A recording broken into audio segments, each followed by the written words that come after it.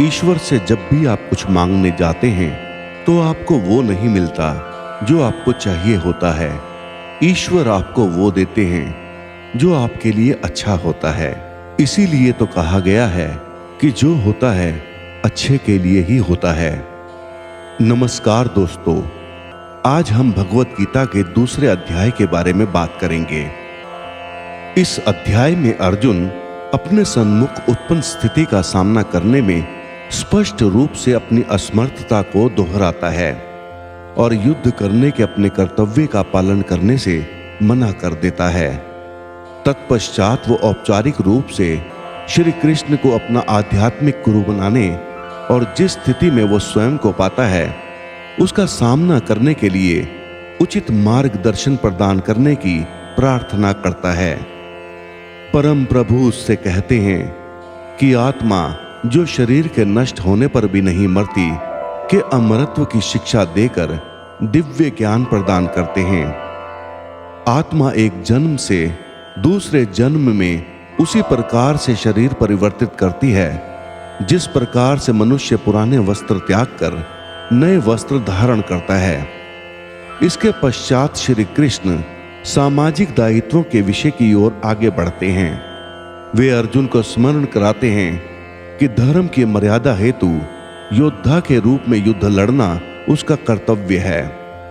वे स्पष्ट करते हैं कि किसी के द्वारा अपने नैतिक कर्तव्य का पालन करना एक पुण्य का कार्य है जो स्वर्ग के द्वार खोलेगा, किंतु कर्तव्यों से विमुख होने से केवल तिरस्कार और अपयश प्राप्त होगा।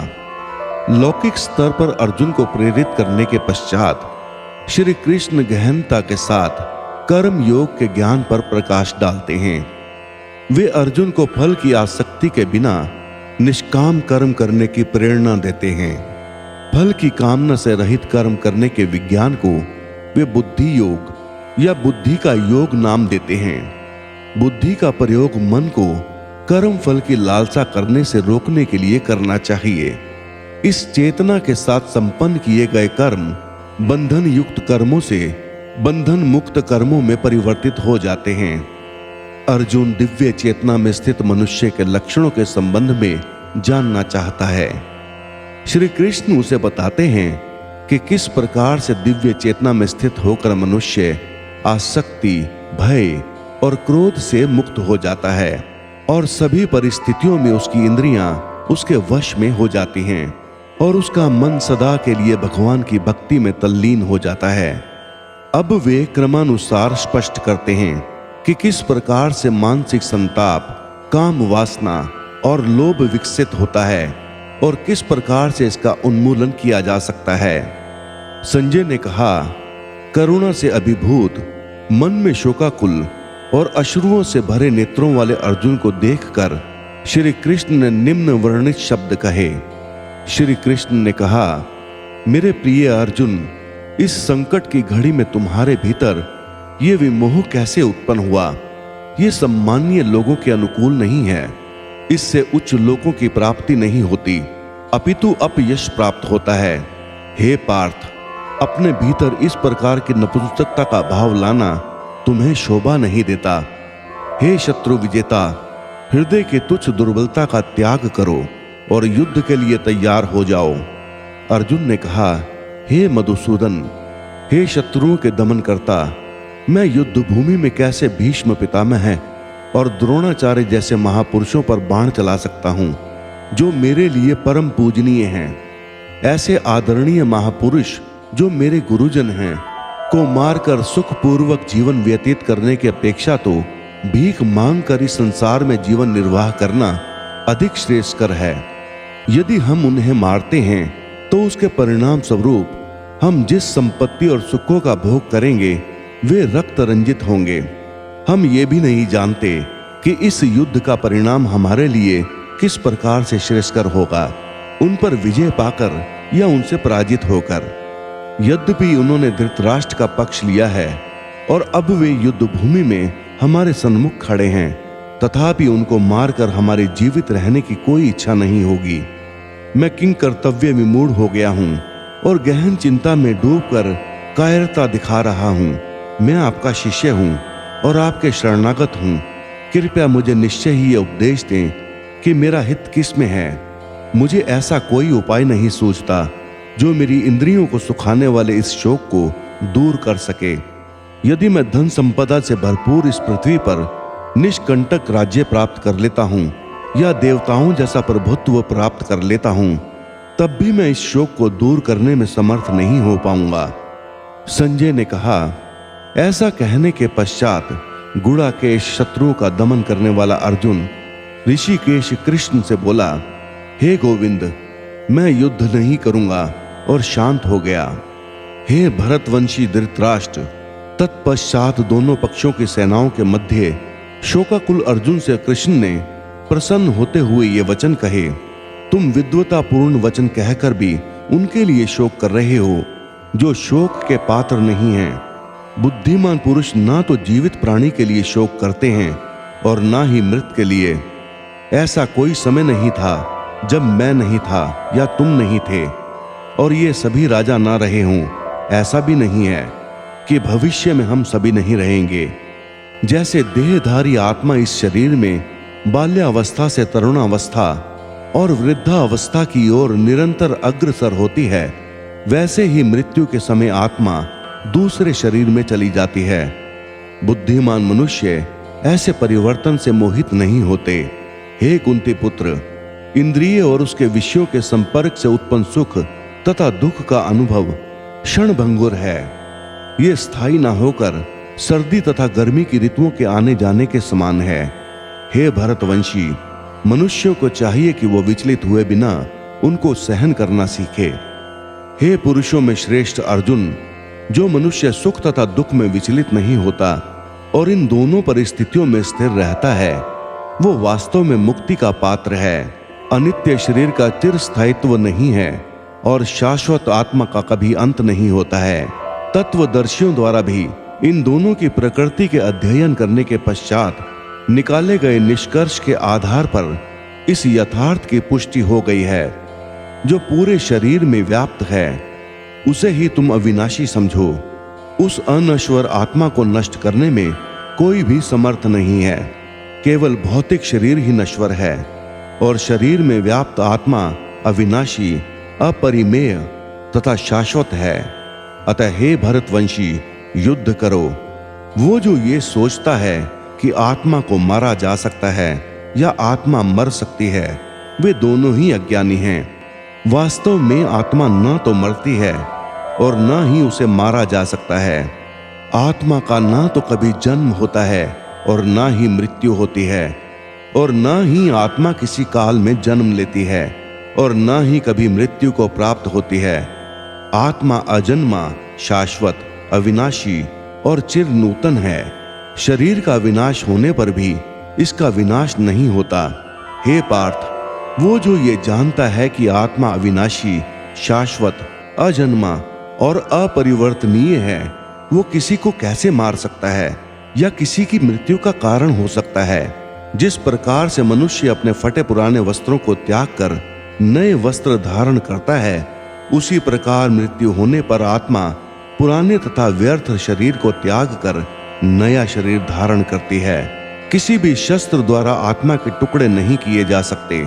न ही अग्नि आत्मा को जला सकती है, न ही जल द्वारा उसे गीला किया जा सकता है, और न ही वायु उसे सुखा सकती है। आत्मा अखंडित और अज्वलनशील है।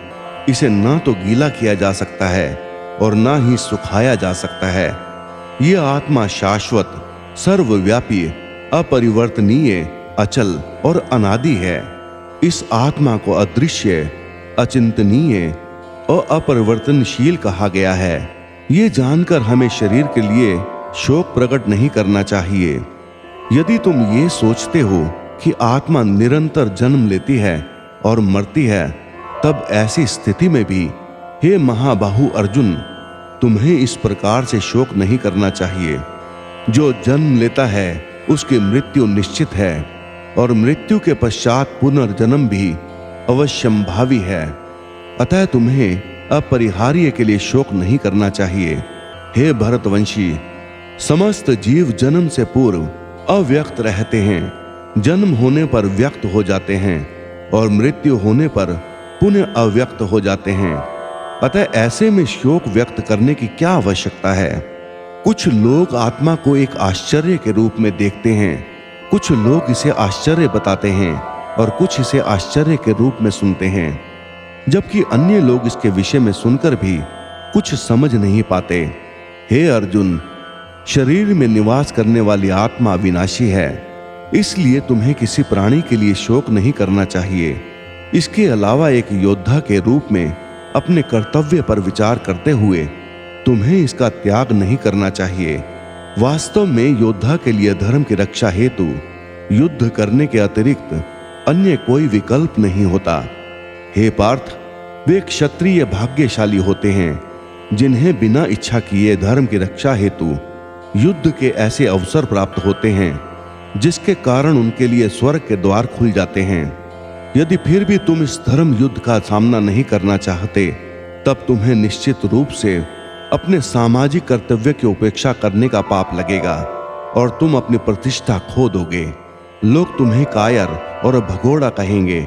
एक सम्मानीय व्यक्ति के लिए अपयश मृत्यु से बढ़कर है।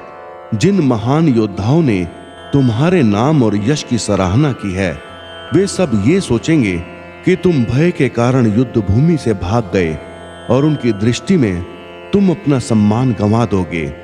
तुम्हारे शत्रु तुम्हारी निंदा करेंगे और कटु शब्दों से तुम्हारा मार्ग मर्दन करेंगे और तुम्हारी सामर्थ्य का उपहास उड़ाएंगे।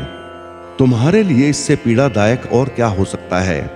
हे कुंती पुत्र, यदि तुम युद्ध करते हो, फिर या तो तुम मारे जाओगे या स्वर्ग लोक को प्राप्त करोगे, या विजयी होने पर पृथ्वी के साम्राज्य का सुख भोगोगे। इसलिए हे कुंती पुत्र, उठो और दृढ़ संकल्प के साथ युद्ध करो। कर्तव्यों के पालन हेतु युद्ध करो। युद्ध से मिलने वाले सुख दुख, लाभ हानि को समान समझो। यदि तुम इस प्रकार अपने दायित्वों का निर्वहन करोगे, तब तुम्हें कोई पाप नहीं लगेगा। अब तक मैंने तुम्हें सांख्य योग या आत्मा की प्रकृति के संबंध में वैश्लेषिक ज्ञान से अवगत कराया है। अब मैं क्योंकि बुद्धि योग या ज्ञान योग प्रकट कर रहा हूं, हे पार्थ, उसे सुनो। जब तुम ऐसे ज्ञान के साथ कर्म करोगे, तब कर्मों के बंधन से स्वयं को मुक्त कर पाओगे।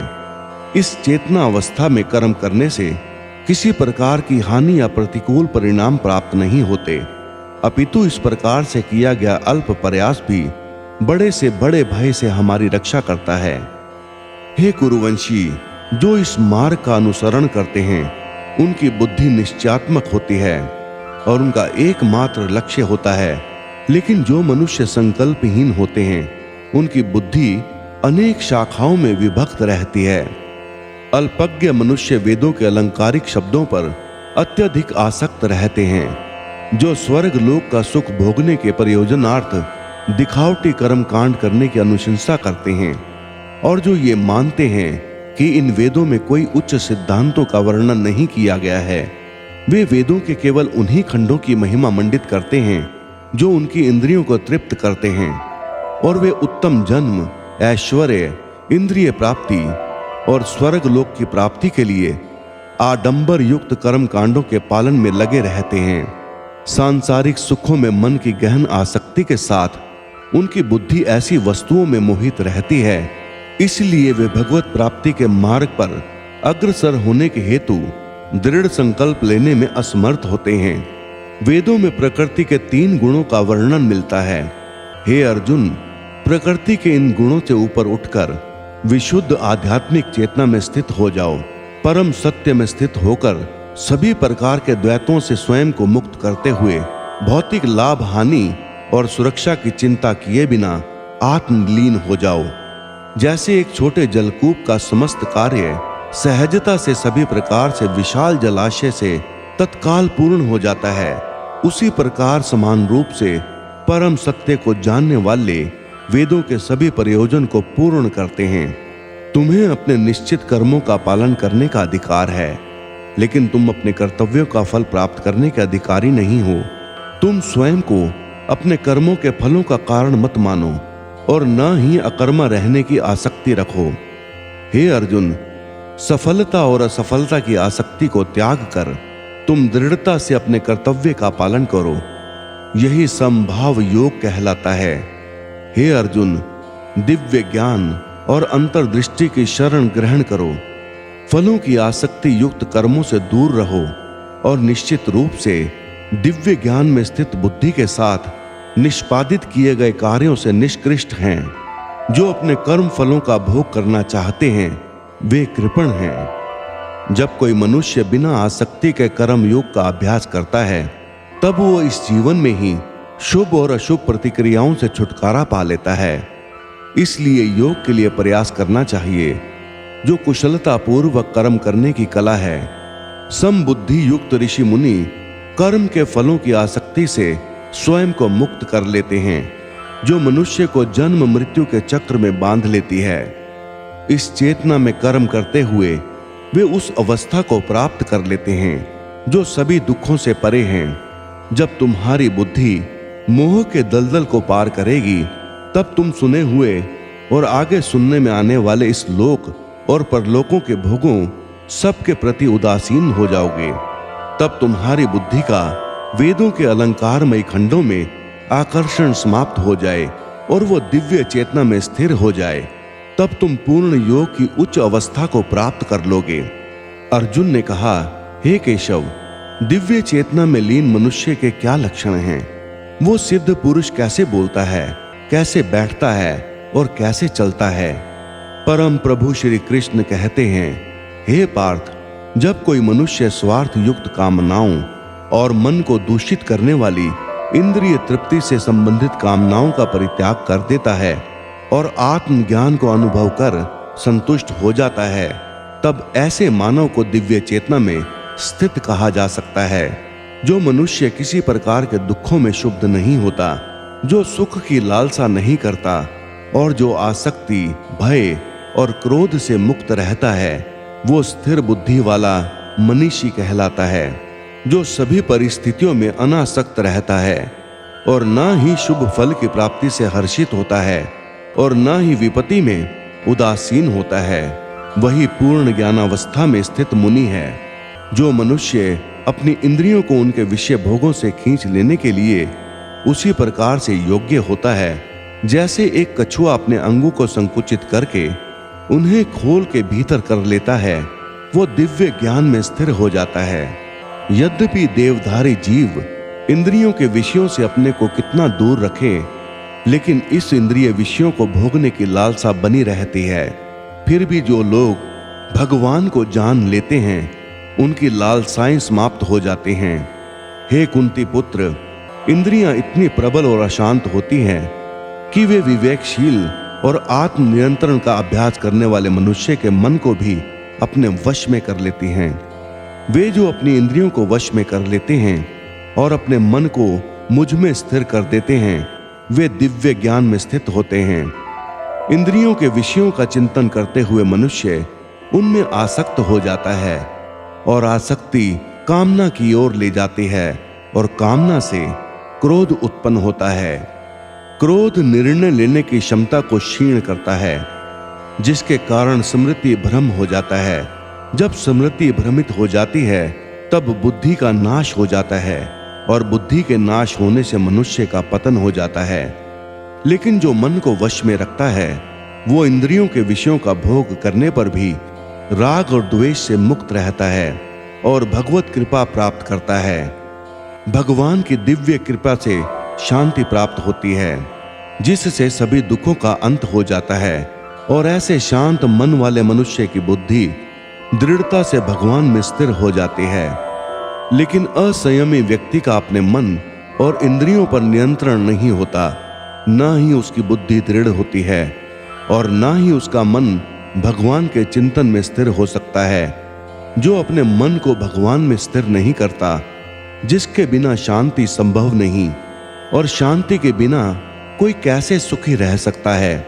जिस प्रकार प्रचंड वायु अपने तीव्र वेग से जल पर तैरती हुई नाव को दूर तक बहा कर ले जाती है, उसी प्रकार से अनियंत्रित इंद्रियों में से कोई एक जिसमें मन अधिक लिप्त रहता है बुद्धि का विनाश कर देती है। इसलिए हे महाबाहु, जो मनुष्य इंद्रियों के विषय भोगों से विरक्त रहता है वो दृढ़ता से लोकातीत ज्ञान से युक्त हो जाता है। जिसे सब लोग दिन समझते हैं वो आत्म संयम के लिए अज्ञानता की रात्रि है, तथा जो सब जीवों के लिए रात्रि है वो आत्म विश्लेषी मुनियों के लिए दिन है। जिस प्रकार से समुद्र उसमें निरंतर मिलने वाली नदियों के जल के प्रवाह से विशुद्ध नहीं होता, उसी प्रकार से ज्ञानी अपने चारों ओर इंद्रियों के विषय के आवेग के पश्चात भी शांत रहता है, न कि उस मनुष्य की भांति जो कामनाओं को तृष्ट करने के प्रयास में लगा रहता है। जिस मनुष्य ने अपनी सभी भौतिक इच्छाओं का परित्याग कर दिया हो और इंद्रिय तृप्ति की लालसा, स्वामित्व के भाव और अहंकार से रहित हो गया हो, वो पूर्ण शांति प्राप्त कर सकता है। हे पार्थ, ऐसी अवस्था में रहने वाली प्रबुद्ध आत्मा जब ब्रह्म ज्ञान प्राप्त कर लेती है वो फिर कभी भ्रमित नहीं होती। तब मृत्यु के समय भी इस दिव्य चेतना में स्थित सिद्ध पुरुष जन्म और मृत्यु के बंधन से मुक्त हो जाता है और भगवान के परम धाम में प्रवेश करता है। इस प्रकार उपनिषद, ब्रह्म विद्या तथा योग शास्त्र रूप श्रीमद् भगवत गीता के श्री कृष्ण अर्जुन संवाद में सांख्य योग नामक द्वितीय अध्याय संपूर्ण हुआ। जय श्री कृष्ण।